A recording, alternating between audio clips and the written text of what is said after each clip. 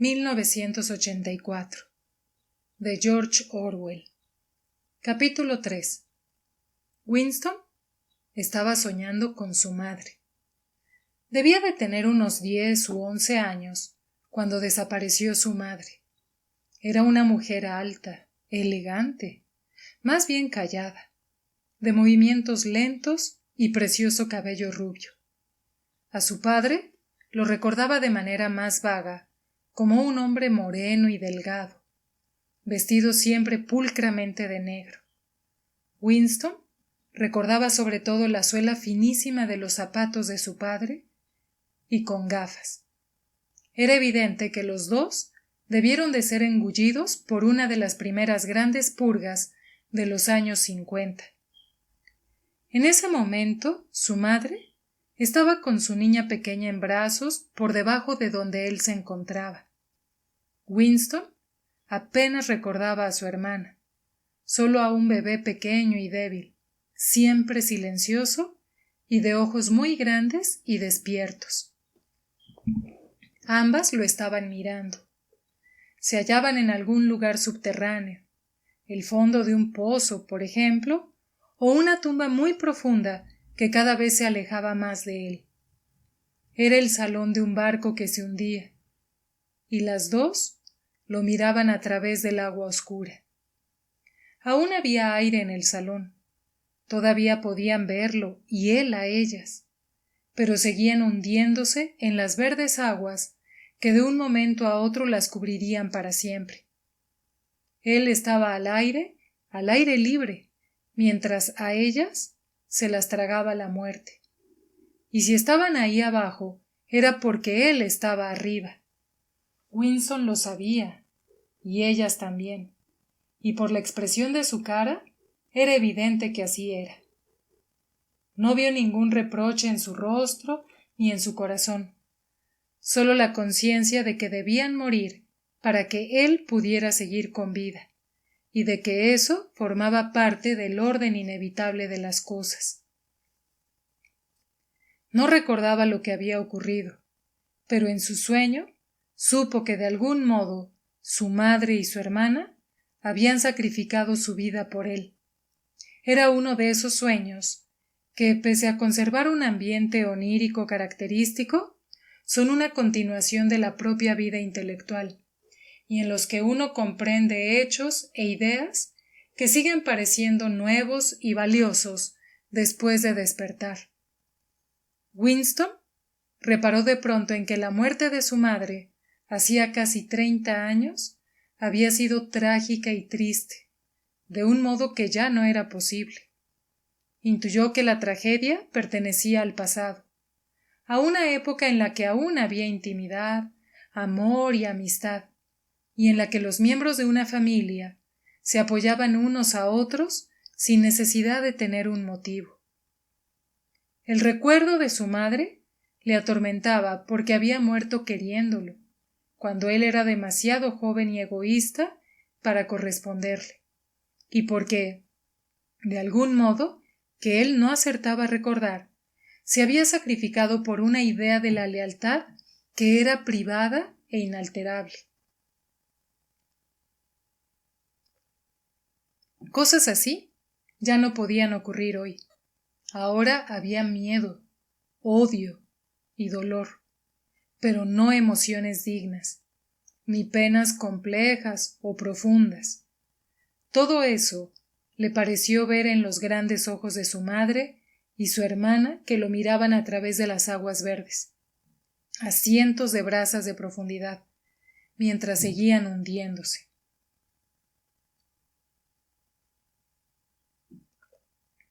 De pronto, se vio de pie de un montículo, cubierto de hierba, una tarde de verano, en la que los rayos oblicuos del sol doraban el suelo. El paisaje que estaba contemplando aparecía con tanta frecuencia en sus sueños que nunca estaba seguro de si lo había visto o no en el mundo real. Cuando pensaba en él, estando despierto, lo llamaba el país dorado. Era un prado viejo y mordisqueado por los conejos, atravesado por un sendero y con alguna topera aquí y allá. En el seto descuidado que había al otro lado del prado, las ramas de los olmos se cimbreaban levemente con la brisa, y el follaje se estremecía como el cabello de una mujer. Cerca de allí, aunque no pudiera verlo, había un río lento y cristalino, donde los mújoles nadaban en las pozas a la sombra de los sauces. La chica del cabello oscuro corría hacia él a través del prado. Con un rápido movimiento se quitó la ropa y la echó desdeñosa a un lado. Su cuerpo era blanco y suave, pero no despertó en él ningún deseo. De hecho, apenas la miró. Lo que le abrumó en ese instante fue su admiración por el gesto con que se había despojado de la ropa. Esa gracia y despreocupación parecieron aniquilar toda una cultura y todo un sistema de pensamiento, como si el hermano mayor, el partido y la policía del pensamiento pudiesen reducirse a la nada con un sencillo movimiento del brazo. También eso era un gesto de otra época. Winston despertó con la palabra Shakespeare en los labios. La telepantalla estaba emitiendo un silbido desquiciante que continuó sonando 30 segundos. Eran las 07:15, la hora de despertarse de los empleados de las oficinas. Haciendo un esfuerzo, Winston se levantó de la cama, desnudo, porque un miembro del partido exterior recibía solo 3,000 cupones de ropa al año, y un pijama eran 600. Se puso una camiseta de tirantes y unos pantalones cortos que había tirado sobre una silla. Los ejercicios gimnásticos empezarían en 3 minutos. Justo después, se dobló con un violento ataque de tos que casi siempre le daba después de levantarse. Se le vaciaron tanto los pulmones que para empezar a respirar otra vez tuvo que tumbarse de espaldas y dar unas profundas bocanadas. Las venas se le habían hinchado con el esfuerzo y la nariz empezó a picarle. Grupo de 30 a 40, ladró una penetrante voz de mujer. Grupo de 30 a 40. Ocupad vuestro sitio, por favor. De 30 a 40. Winston se puso en posición de firmes delante de la pantalla, de la telepantalla, donde había aparecido ya la imagen de una joven, escuálida pero musculosa, vestida con una blusa y unas zapatillas deportivas. Flexionad y extended los brazos, dijo con voz seca. Contad conmigo. 1, 2, 3, 4. Vamos, camaradas, un poco más de entusiasmo. 1, 2, 3, 4. 1, 2, 3, 4. El dolor del acceso de tos no había disipado la impresión causada por el sueño en la imaginación de Winston, y los movimientos rítmicos de los ejercicios contribuyeron en cierto modo a reforzarla. mientras extendía los brazos mecánicamente, adelante y atrás, sin perder la expresión de alegría que se consideraba apropiada durante los ejercicios gimnásticos, se esforzó por recordar aquel oscuro periodo de su primera infancia. Era muy difícil. Más allá de los años 50, todo estaba borroso. Sin registros externos en los que basarse, incluso el perfil de tu propia vida perdía nitidez. Recordabas acontecimientos cruciales que tal vez no hubiesen sucedido, detalles de incidentes aislados, aunque sin poder recobrar su ambiente, y largos periodos en blanco a los que no se podían asignar nada. Entonces, todo había sido distinto. Incluso los nombres y las formas de los países. La Franja Aérea 1, por ejemplo, no se llamaba así, sino Inglaterra o Gran Bretaña, aunque estaba seguro de que Londres siempre se había llamado Londres. Winston no recordaba ningún momento en el que su país no hubiese estado en guerra, aunque era evidente que había habido un largo periodo de paz en su infancia, porque uno de sus primeros recuerdos era un ataque aéreo que había cogido a todo el mundo por sorpresa. Quizá fuese cuando cayó la bomba atómica en Colchester. No recordaba aquel ataque aéreo concreto, aunque sí la mano de su padre, cogida a la suya, mientras bajaban a toda prisa a un lugar subterráneo por una escalera de caracol que resonaba con sus pisadas y que le cansó tanto las piernas que empezó a lloriquear y tuvieron que detenerse a descansar. Su madre le seguía muy atrás con movimientos soñolientos. Llevaba en brazos al bebé, aunque tal vez fuese solo un hato de mantas. No estaba seguro de que su hermana hubiese nacido ya. Por fin llegaron a un sitio ruidoso y abarrotado, que resultó ser una estación del metro. Había gente sentada sobre las losas de piedra del suelo, mientras otros se apretaban en literas metálicas. Winston, su madre y su padre encontraron un sitio en el suelo, al lado de una pareja de ancianos que se acurrucaban en una litera. El hombre llevaba un pulcro traje de color oscuro y una gorra de tela sobre el cabello cano. Tenía el rostro rubicundo y los ojos azules y lacrimosos. Apestaba a ginebra. Parecía exudarla por la piel en lugar de sudor, y cualquiera habría dicho que lo que brotaba de sus ojos también era ginebra.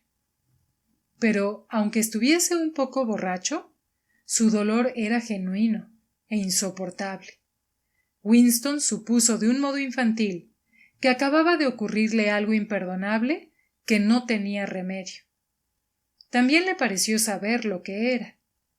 Alguien a quien amaba aquel anciano, tal vez una nieta pequeña, había muerto. Cada pocos minutos el hombre repetía: no deberíamos habernos fiado de ellos. Te lo dije, ma. ¿Lo recuerdas? Eso nos pasa por fiarnos de ellos. Te lo había dicho. No deberíamos habernos fiado de esos cabrones. Pero Winston no recordaba quiénes eran esos cabrones de los que no deberían haberse fiado. A partir de esa época, la guerra había sido incesante, aunque para ser precisos, no se había tratado siempre de la misma guerra. Varios meses de su infancia había habido confusos combates callejeros en el propio Londres, y algunos los recordaba con mucha claridad. Pero reconstruir la historia de aquel periodo y decir quién luchaba con quién en cada momento habría sido totalmente imposible, puesto que no había registros escritos y nadie hablaba más que de la situación presente. En aquel momento, por ejemplo, en 1984, si es que estaban en 1984, Oceanía estaba en guerra con Eurasia y era aliada de Asia. En ningún foro público ni privado se admitía jamás que las tres potencias se hubiesen alineado nunca de otro modo.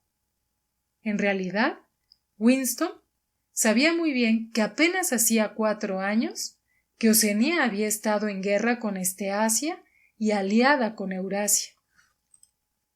Pero eso era solo un jirón de conocimiento furtivo que tenía porque su memoria no estaba controlada del todo. Oficialmente, el cambio de aliados no había sucedido nunca. Oceanía estaba en guerra con Eurasia, y por tanto Oceanía siempre había estado en guerra con Eurasia. El enemigo de cada momento representaba siempre el mal absoluto, y de ahí se deducía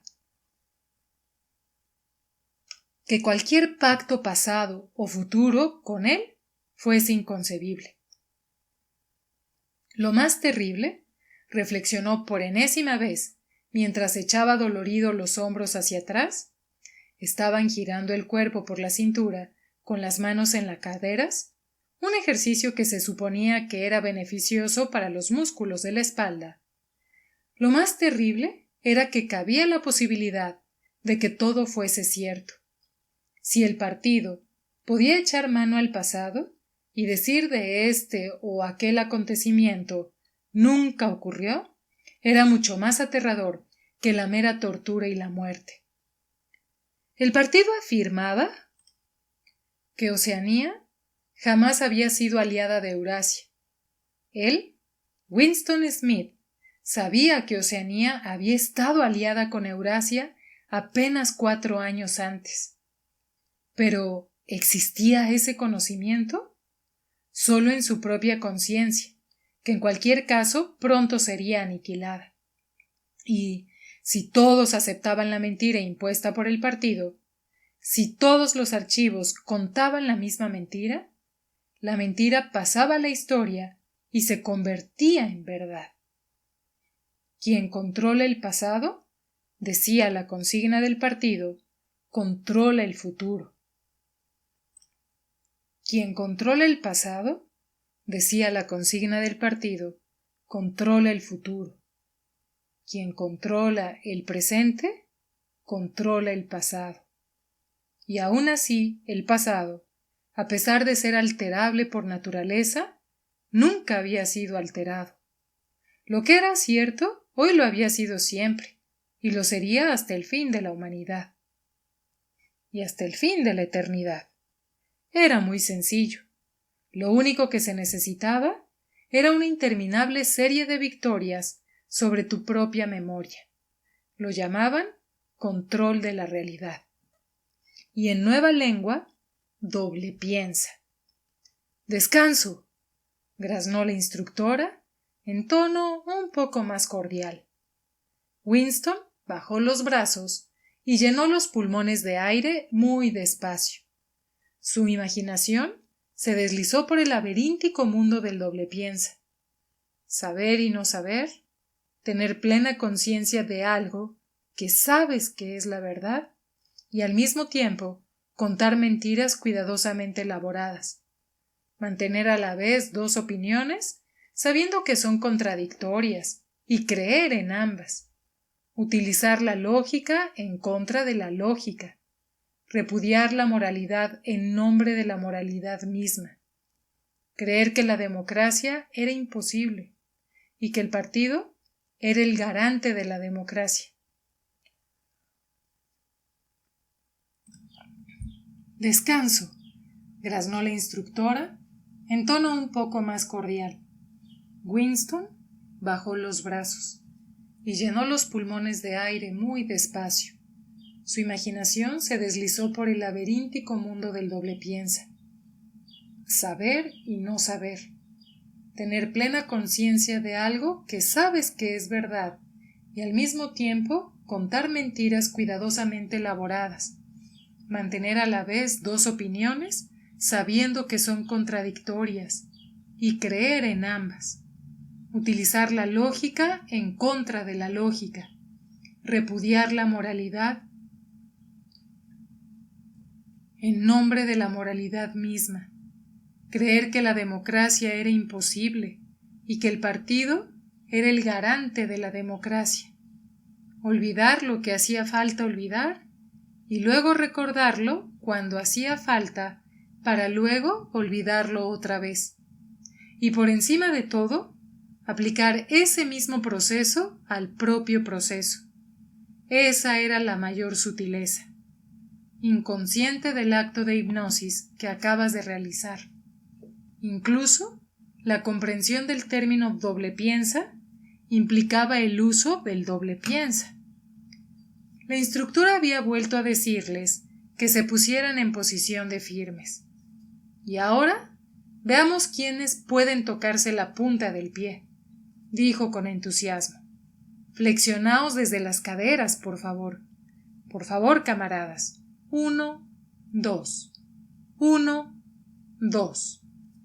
Winston odiaba aquel ejercicio que hacía que le doliera desde los talones hasta las nalgas, y a menudo acababa causándole otro acceso de tos. Sus meditaciones perdieron su cualidad en parte placentera. El pasado, reflexionó, no solo había sido alterado, sino destruido. Pues, ¿cómo establecer el hecho más evidente cuando no había ninguna otra prueba que tu propia memoria? Intentó recordar en qué año había oído hablar por vez primera del hermano mayor. Debió de ser en los años 60, aunque era imposible estar seguro. Por supuesto, en la historia del partido, el hermano mayor aparecía como líder y guardián de la revolución desde sus primeros días. Sus logros habían ido retrasándose en el tiempo hasta hacerlos extensivos al mundo casi mítico de los años 30 y 40, cuando los capitalistas, con sus extraños sombreros cilíndricos, todavía conducían por las calles de Londres en coches grandes y relucientes, o en carruajes tirados por caballos con ventanillas de cristal. Era imposible saber hasta qué punto esa leyenda era cierta o inventada. Winston no recordaba ni siquiera la fecha en que había cobrado existencia el partido. No creía haber oído la palabra Socing antes de 1960, aunque era posible que el nombre en vieja lengua, es decir, socialismo inglés, hubiese sido corriente antes. Todo se fundía en una neblina. A veces podías dar con una mentira palmaria.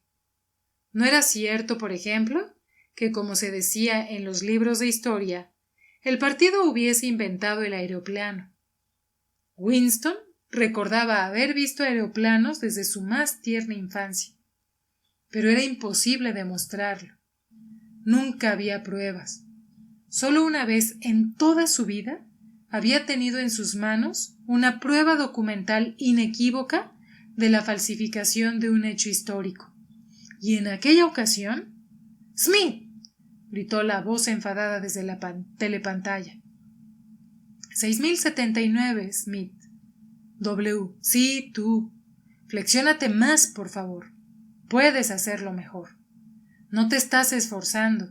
Más, por favor. Así está mejor, camarada. Y ahora, descanso todo el mundo y fijaos bien. Un repentino sudor ardiente le había cubierto todo el cuerpo a Winston. Su rostro siguió totalmente inescrutable. Nunca muestres desánimo. Nunca muestres enfado. El más leve parpadeo podía delatarte. Se quedó observando cómo la instructora elevaba los brazos sobre la cabeza, y no podía decirse que con gracia, aunque sí con notable pulcritud y eficiencia. Se flexionaba y se cogía los dedos de los pies. Ahí tenéis, camaradas. Así es como quiero veros hacerlo. Fijaos otra vez. Tengo 39 años y he tenido 4 hijos. Mirad. Volvió a flexionarse. ¿Veis que no estoy doblando las rodillas? Si queréis, podéis hacerlo, añadió mientras se incorporaba. Cualquiera que no haya cumplido los 45 es perfectamente capaz de tocarse la punta de los dedos. No todos tenemos el privilegio de combatir en el frente, pero al menos podemos mantenernos en forma. Recordad a nuestros muchachos en el frente Malabar y a los marineros de las fortalezas flotantes. Pensad en todo lo que tienen que soportar. Y ahora volved a intentarlo. Eso está mejor, camarada. Mucho mejor, añadió en tono alentador, mientras Winston, con un violento estirón, conseguía tocarse la punta de los pies por primera vez en varios años sin doblar las rodillas.